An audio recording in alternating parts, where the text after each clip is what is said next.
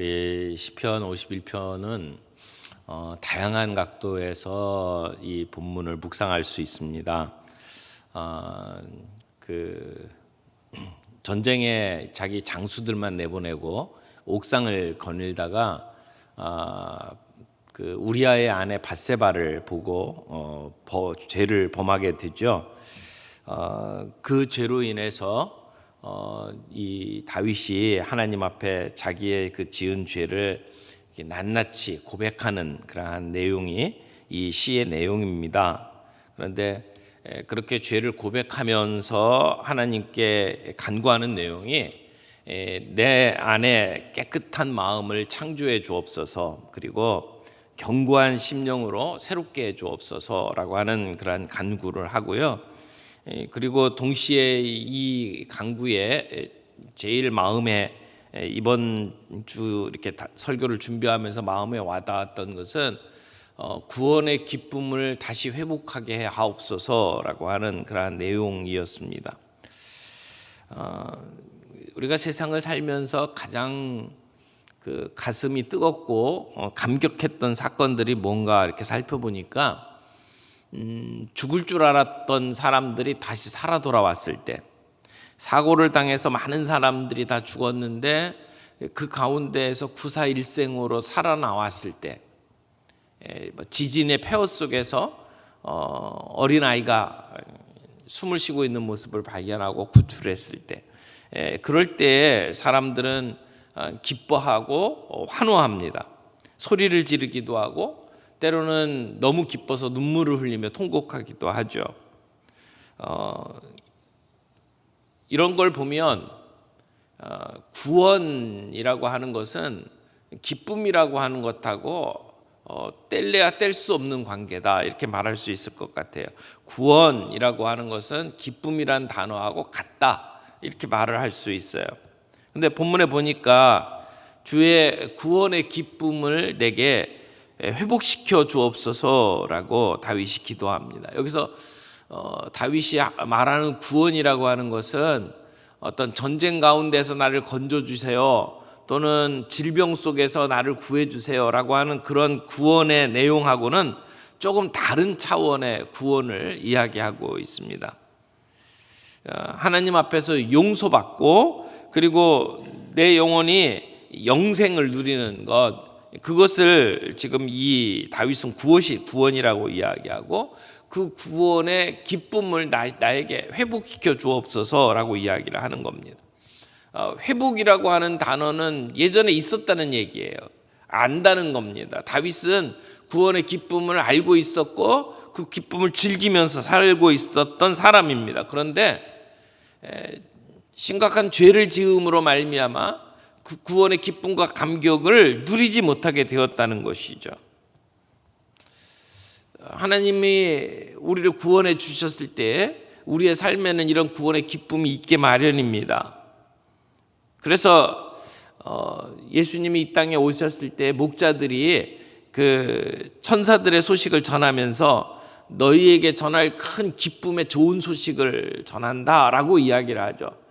큰 기쁨의 좋은 소식. 왜 기쁨이고 왜 좋아요? 예수님 오셨다는 게 좋은 소식이란 말이에요. 그것이 기쁨이란 말이에요. 그러니까 복음이라고 하는 것은 기쁨과 같은 말이다라고 말할 수 있습니다. 그래서 바울도 감옥 속에 있으면서 빌립보 교회 성도들에게 기뻐하라, 내가 다시 말하노니 기뻐하라, 이렇게 이야기를 하고 있다고 생각을 합니다. 감옥에 갇혀 있는데 뭐가 그렇게 기뻐요? 그런데 감옥 밖에 있는 사람에게 기뻐하라고 이야기할 수 있는 근거가 뭡니까? 뭐 그렇게 좋아서 허허실실 웃으면서 다닐 수 있는 그런 기쁨이 우리에게 있나요? 어떻게 보면 나이가 들어가면서 그런 기쁨들이 많이 사라지는 것 같은 느낌이 들어요. 뭐 예전에는 이렇게 경치 좋은 데 가면 우와 그러다가도 이제는 뭐 그런 거 봐도 아이고 다 그게 그거지 뭐 이렇게 생각하는 그러한 마음들이 점점 늘어가고 있는 세상에 그 기쁨이 어느 정도 우리에게 남아 있느냐, 된다라고 하는 생각이 드는 겁니다. 허드슨 테일러가 이런 말을 했어요. 만일 여러분이 예수를 믿고 구원받았다면, 그 구원받았다는 것이 진짜라면, 그러면 그 구원의 기쁨이 내 부모님, 내 처자식, 우리의 자녀들에게까지 그 기쁨이 전해져야 된다. 심지어 우리 집에서 키우고 있는 개와 고양이도 그 기쁨을 알아채야 된다. 이런 얘기를 했어요.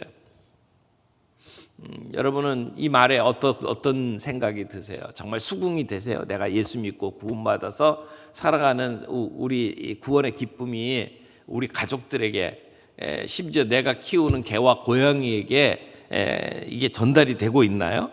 개와 고양이가 함께 기뻐할 정도로 나는 구원의 기쁨을 누리고 있나요?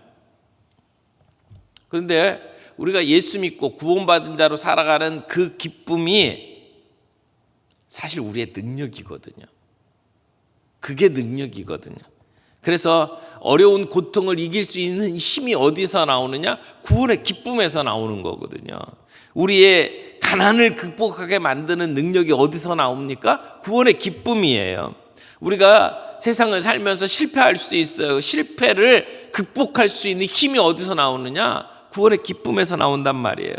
이 기쁨이 세상을 사는 능력이다, 이렇게 말할 수가 있습니다.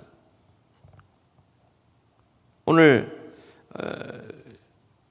다윗이 그 구원의 기쁨을 회복시켜 달라고 기도하잖아요. 만약 우리 안에 그런 구원의 기쁨이 사그러들었다면, 그 기쁨이 우리에게 그렇게 감격적으로 다가오지 못하고 있다면, 다윗이 범한 죄로 말미암아 그 기쁨을 상실한 것처럼 오늘 우리 안에 어떤 문제가 있는지 한번 살펴볼 필요가 있다고 생각을 합니다. 다윗이 범죄함으로 말미암아 제일 먼저 잃어버린 것은 마음이었어요. 죄를 지으면 정결한 마음이 사라져버려요. 그래서 다윗이 10절에 그렇게 고백하잖아요. 하나님이여, 내 속에 정한 마음을 창조하시고 내 안에 정직한 영을 새롭게 하소서. 범죄함으로 정직한 영이 사라져버린 거죠. 주의 임재를 느낄 수가 없었어요. 성령이 나와 함께 한다는 느낌을 받을 수가 없었어요. 그래서 우리의 삶 속에 그 정직한 영이 회복되기를 구하는 것, 동시에 12절에 주의 구원의 즐거움을 내게 회복시켜 주시고 자원하는 심령을 주사 나를 붙드소서, 그렇게 기도합니다. 그러니까 다윗은 그 이전의 상태로 되돌아가기를 기도하는 겁니다. 구원의 기쁨, 즐거움을 누렸던 그 경험을 다시 되찾게 해달라고 기도를 하는 겁니다. 그러니까 다윗은 구원의 기쁨이 무엇인지 분명히 알았었어요. 분명히 누리고 있었어요. 근데 범죄함으로 말미암아 그게 사라져버린 거죠. 여러분, 우리가 죄를 지었다고 해서 우리의 구원이 사라진 건 아니에요. 하나님께서 우리를 구원하신 것은 변치 않는 사실이죠. 하나님이 우리를 구원하시고 우리 하나님의 자녀로 삼아 주셨어요. 구원이 죄를 지었다고 사라지는 건 아니에요. 이것을 교리에서는 성도의 견인이라고 이야기를 해요. 성도의 견인, 한번 구원받은 것은 사라지지 않는다. 하나님이 끝까지 우리를 구원해 주신다. 그런데 문제가 있어요. 구원이 사라지는 게 아니라 구원의 기쁨과 즐거움이 사라진다는 겁니다. 마귀가 어떤 방법을 쓰든지 우리를 하나님의 구원 가운데에서 빼앗아갈 수는 없어요. 그러나 구원의 기쁨은 빼앗아갈 수가 있단 말이에요. 구원받은 성도로 살아가면서 우리가 세상 속에 이 기쁨을 누리지 못하며 살아가는 사람들이 종종 있습니다. 믿음의 백성인데도 불구하고 정직한 영을 잃어버리고, 그리고 어두운 가운데 이 구원의 즐거움을 놓치고 살아간단 말이에요. 여러분, 구원의 즐거움이 없어지면 어떻게 됩니까? 수동적으로 변해요. 내가 기쁨으로 자원해서 섬기는 게 아니고 주님을 섬기고 교회에서 일하는 것이 짐이 돼버려요. 일을 맡아서 하는 것이 기쁨이 아니란 말이에요. 다윗은 회개하면서 다른 것 달라고 하지 않았어요. 명예를 달라고 하지 않았어요. 오래 살게 해달라고 기도하지 않았어요. 구원의 기쁨을 다시 회복시켜 주십시오 라고 기도를 하고 있는 거예요. 그러므로 오늘 우리들의 삶 속에 내가 구원의 기쁨을 잃어버리고 내가 섬기고 있는 일들이 자꾸 짐으로 느껴져요. 안 했으면 좋겠는데 억지로 그 일들을 해야 되나요? 그렇다면 우리의 근본적인 문제들을 한번 찾아보고 해결할 필요가 있다는 거예요. 내게 그런 것들을 가로막고 있는 죄가 혹시 있지 않는지, 내가 다윗처럼 범죄한 것이 있지 않는지, 내 발이 죄 속에 빠져 있지는 않은지, 잘못했으면서도 회개하지 아니하고 뻔뻔스럽게 오늘을 우리가 살아가고 있다면 우리는 그 구원의 기쁨을 놓치고 살 수밖에 없단 말이죠. 그래서 하나님 앞에 우리의 죄의 문제를 내어놓고 회개하고 하나님 용서해 주십시오 회개하고 그리고 정직한 영을 회복하게 되면 그때 우리의 구원의 기쁨이 다시 차오르는 것을 느끼게 될 수 있단 말이에요. 여러분, 우리의 즐거움이 어디에 있나요? 많은 사람들이 그 즐거움을 찾아서 헤맵니다. 진짜 즐거움을 찾아야 될 곳에서 찾지 못하고 다른 곳에서 찾잖아요. 요즘에 가장 많이 사람들에게 각광받고 있는 산업이 엔터테인먼트 산업이에요. 그만큼 사람들이 그곳에 즐거움을 찾아다닙니다. 요즘에 아이를 키우는 부모들이 제일 많이 생각하는 게 아이들을 어떻게 기쁘게 할까? 그래서 엔터테인먼트를 위해서 여행을 다니고 아이들과 함께 뭔가를 하려고 굉장히 애를 쓰죠. 그래서 휴일에 뭘 하면서 놀까? 이게 요즘에 가장 큰 주제예요. 삶이 힘들고 공허할수록 사람들이 뭔가를 찾아서 헤맵니다.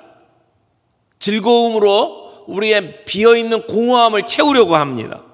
그래서 물질로, 향락으로 그 문제들을 해결하려고 하잖아요. 그러나 아무리 그렇게 해도 그 가운데 허무가 있어요. 나를 여러 가지 사람들이 채우려고 하는 그것들로 나를 즐겁게 하려고 하더라도 그 가운데 허무가 있잖아요. 세상 사람들은 진짜 즐거움이 뭔지를 모릅니다. 진짜 몰라요. 우리 믿는 사람들끼리 모여가지고 같이 음식을 먹으며 교제하는 모습을 이렇게 지켜보면 안 믿는 사람들이 종종 그런 얘기를 하죠. 야, 어떻게 맥주도 없이 치킨을 먹냐? 거기가 뭐가 그렇게 기쁘다고? 야, 어떻게 삼겹살을 소주도 없이 막 먹냐? 그 기뻐가지고 함께 즐겁게 노는 모습을 보면 아주 이상한 눈으로 쳐다봅니다. 이해를 못해요, 사람들이. 그 아폴로 16호를 타고 달에 갔던 선장 찰스 듀크라고 하는 사람이 있는데요. 그 사람이 이런 글을 써놨더라고요. 나는 달에 가가지고 달에 발을 들여놓고 몇 발자국을 걸었을 때에는 나는 이 세상에서 가장 행복한 사람이요, 그 누구보다도 더 행운하라고 생각을 했지만 내가 예수 믿고 이제 예수님이 나와 동행하는 구원의 기쁨을 맛보자마자 이 기쁨에 비하면 달에 가서 몇 발자국 걸어본 것은 내 인생의 먼지와도 같았다. Like the dust of my life. 내 인생의 더스트, 먼지와 같았다. 이렇게 표현을 했어요. 예수 그리스도와 동행하는 이 기쁨, 이 놀라운 축복, 이거에 비하면 달에 가서 몇 발자국 걸었다는 것, 인생의 먼지와도 같았다. 아무것도 아니다. 그런 얘기를 하는 거예요. 우리가 잘 아는 송명희 시인 있죠. 뇌속마비로 인해서 불구의 몸을 가지고 있지만 그래서 온 몸을 비틀어야 겨우 몇 마디 말을 할 수 있는 삶을 살아가지만 그 송명희 씨가 쓴 시를 보면 행복을 이야기해요. 즐거움을 얘기해요. 내가 행복한 이유라고 하는 시에서 송명희 씨가 이렇게 적어놓고 있습니다. 내가 행복한 이유는 내게 재물이 많은 이유 아니요 주 내게 분깃된 이유 때문에. 내가 행복한 이유는 내게 친구 많은 이유 아니요 주 내게 친구된 이유 때문에. 내가 행복한 이유는 내게 영광이 많은 이유 아니요 주 내게 기쁨된 이유 때문에. 여러분, 송명희 씨가 왜 기쁩니까? 재물이 많기 때문에, 친구가 많기 때문에, 영광이 많기 때문에 아니라는 거예요. 세상적인 시각으로 보면 송명희 씨 가진 거 아무것도 없어요. 불쌍한 사람이에요. 그런데 하나님으로부터 받은 복이 있단 말이에요. 소유의 복은 가지지 못했을지 몰라도 존재의 복이 있단 말이에요. 내가 하나님의 자녀 되었다라고 하는, 내가 구원받았다. 오늘 우리가 이 구원의 기쁨, 즐거움을 회복할 수 있기를 바랍니다. 구원의 기쁨이 없어지면 예배 감격이 사라져요. 구원의 기쁨이 없어지면 형식적인 신자로 살아갈 수밖에 없어요. 종교 생활을 할 수는 있어요. 그러나 기쁨이 없는 거예요. 구원의 기쁨이 없으면 헌신의 즐거움이 사라져요. 이 헌신해서 즐겁게 사역하는 사람 보세요. 그게 구원의 기쁨 때문에 살아가는 삶의 모습이다, 이렇게 말할 수 있을 겁니다. 그 구원의 그 기쁨, 구원의 즐거움은 세상의 모든 즐거움을 능가합니다. 그 어떤 즐거움이든 구원의 즐거움에 비교할 수가 없단 말이에요. 그래서 이 땅에 비록 고난이 있고 우리의 삶 속에 힘들고 고통이 있다 할지라도 그걸 상쇄시키는 능력이 구원의 즐거움에 있단 말이에요. 오늘 그 구원의 기쁨, 즐거움을 우리가 누리면서 감사하면서 살아갈 수 있는 저와 여러분들이 되기를 바랍니다.